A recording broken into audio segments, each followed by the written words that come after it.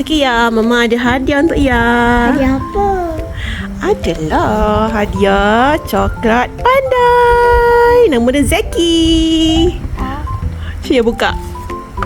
Wah, Wow, cantik tak botol dia? cantik. Dalam tu ada coklat tau. Coklat ni kalau yang makan dia jadi pandai. Cuba buka bawah tu.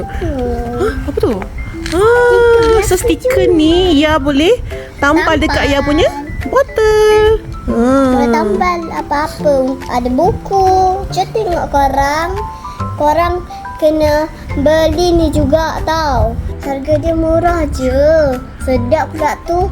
Dia buat kita jadi pandai. Cuba ya buka. Ya. Okey, kita try buka. Wah, bau sedapnya korang. Bau apa? Bau dia macam mana? Bau anggur. Macam anggur-anggur coklat sikit kan? Cuba ya rasa. Ni korang. Coklat sikit tapi bau anggur. Bismillah. Bismillah. Sedap. Sedap. Dia rasa macam mana? Rasa macam? Rasa Milo. Rasa Milo. Macam coklat-coklat kan?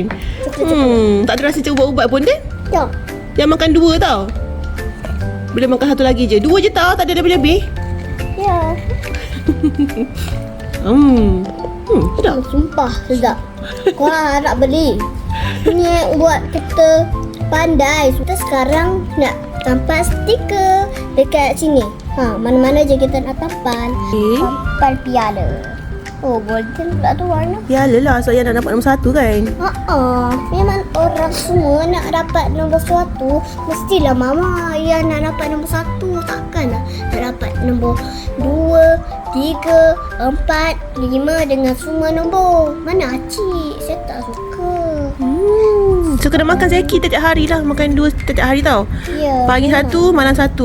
Saya Elia suka ni. Sedap gila korang. Dah habis. Alright. Yay. Thank you Zaki. Thank you Zaki. Mwah.